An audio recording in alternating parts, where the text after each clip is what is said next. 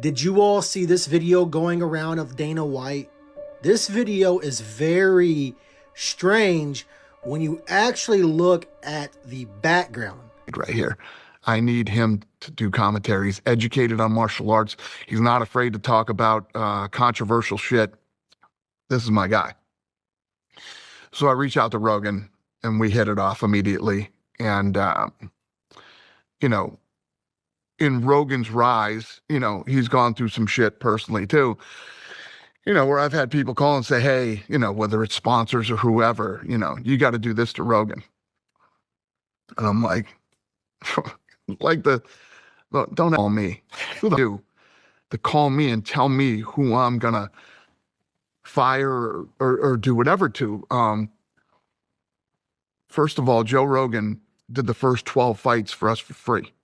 Let me just tell you a quick Rogan story, and I've told some of this before, but think about this. So we buy the company. The company's based in New York. I got to fly to New York, go in the offices and go through me. It meant videotape and everything in there to figure out what's coming to Vegas and what I'm going to throw away. The whole walls are covered with tapes. I have a VHS and I'm literally popping tape after tape after tape after tape. And then Ivory Keenan Wayans had a talk show and he's got Joe Rogan on. And Joe Rogan starts talking about UFC and fighting. And at the time, he's doing Fear Factor, which is a massive show on television. And it just clicked with me. I go, you know, sometimes I don't always like to debate with these conspiracies.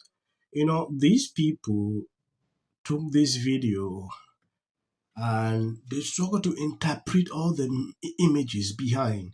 If you look at this, I thought this was artwork. What exactly? But the way Democrat portrayed this whole video to another level, I understand. He was looking at, this is what will happen at the White House. So this is the bear the winner will take home. So he had to review it for the first time.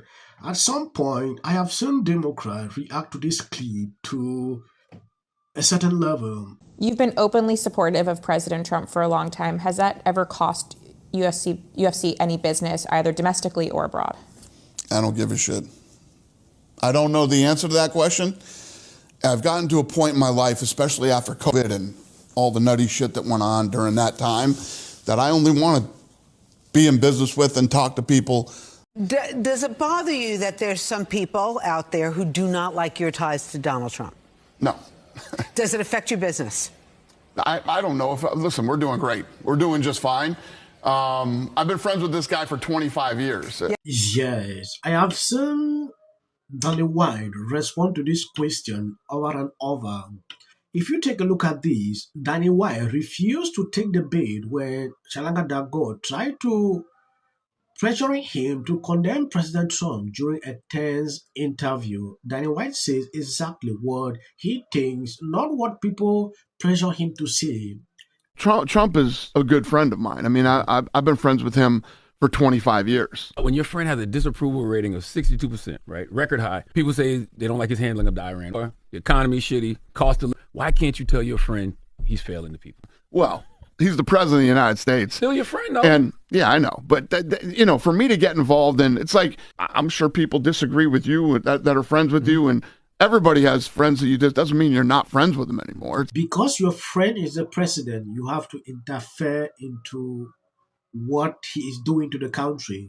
That is crazy, right? Bother you that there's some people out there who do not like your ties to Donald Trump? No. Does it affect your business? I don't know. Listen, we're doing great. We're doing just fine. I've been friends with this guy for 25 years. Yeah, if you have a problem with me being friends with him, it's your problem, not my problem. How did the two of you meet? So when we first bought the UFC, you know, it wasn't even allowed on pay-per-view, let alone television. So imagine venues. Venues didn't want us. But he reached out to us, had us at the Trump Taj Mahal, showed up for the first fight of the night to the last fight. We did our first two events with him. And then when we moved to the Meadowlands, he showed up. And then anything good that ever happened to me in my career, he was always the first one to reach out and say, congratulations, I always knew you guys were going to do it. And we became friends, and he's been a very good friend to me. By the way, can I just talk about how you reacted at the White House Correspondents' Dinner when this nut job was trying to get into the venue? Inside, they started up. All of a sudden, it just started getting noisy. Tables getting flipped over, guys running guns, and they were screaming, "Get down!"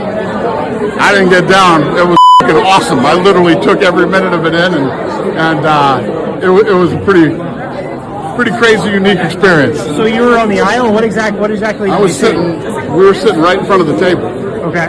Right in front of where the president was. Yes. And what exactly happened? So someone got tackled, or like what? Nobody got tackled, but guys came shooters. They came toward our table. I thought the shooter was over by us or something. A lot of people hit the floor. It was incredible. But Dana White, what'd you do? I sat up and took it all in, and it was. So these guys, we're all just starting to have dinner, and then they're going to start it after dinner, and all of a sudden you just hear glasses and plates breaking. 50 guys come in, Secret Service. The way Secret Service handled this and how fast they went through this room, and being a guy, it's like the greatest movie you've ever seen on steroids. And the fact that I got to get this hopefully one-of-one experience, and nobody gets hurt, and the way that it played out, it was awesome. Lewis. I said, Derek, the president just asked me why you're not on the card. Do you want to fight on the White House card? And he goes, of course I do. Tell the president, thank you, I want to do it. Then the Hogan card plays out, the fight plays out. He beats the number 5 ranked guy in the world, and Joe Rogan says, is there still room on the White House card? We went back and talked to him. Hogan versus Derek Lewis was just added to the White House card in the last 10 minutes. President Trump built half of that fight, and Rogan built the other half. Both guys have accepted and agreed for the fight, so we're adding one more to the White House. Hogan versus Derek Lewis. Pretty badass how that played out organically during the fight.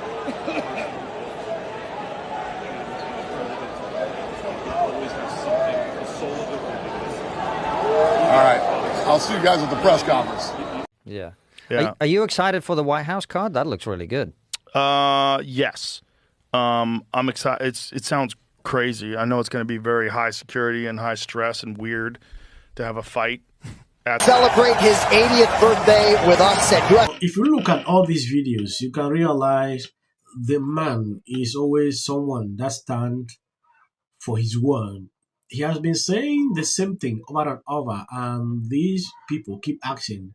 Looking at what this Charlamagne the God struggled to actually do here, you can clearly see the motive. He wanted to, to bait this man to call out the president at some point, and than what being who he is, he actually deviated his attention. Like, there are a lot of people that don't even like you, and you will not say, no, we are not friends because you're doing some certain things that they don't, that was actually the most brilliant response that I expected to get from him. Now, taking a look at his response to what happened at the White House correspondent dinner, he was brave. There is another video. I've been looking for that clip to actually see if I can get, where he responded. He was looking, standing up. I was like, wow, no panic.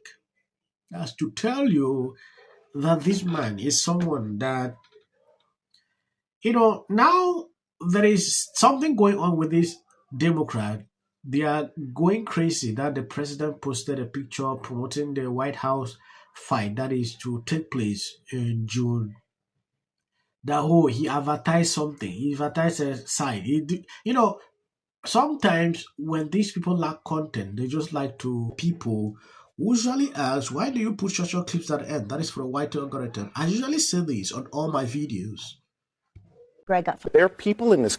The sight of this man's extra seats, they need to redistrict. They need important because before. And the narrative in the media, this Trump derangement narrative that you see in the media is so strong. And this does not represent the black community. It's illegal to live on the sidewalk. Right. Spencer Pratt, who's running for mayor of Los Angeles, who's doing a great job. Unable to laugh at him. Inside, they started. It'll be more access to the leader of the free world. This week, which was the state of Virginia, they gerrymandered the state. And I hate to sound like a 5-year-old, but Trump started it. The win in yesterday's redistricting. It's going to lose their congressional representation. How do you think? Until the First Lady brought them back with her surprise statement last week. How does this benefit? An actor. I'm an actor. I'm an actor. Creative content. Why are you not looking forward to the White House fight? Well, it's kind of a gimmick. I have 300. Well, I said democratic socialist. I know, but Also, I have to say, I don't know about you, but I like what's been going on in places like Texas and Louisiana and Tennessee and places like that, where you now have a situation where Republicans are doing exactly what Democrats have done for many years. But the only problem is Republicans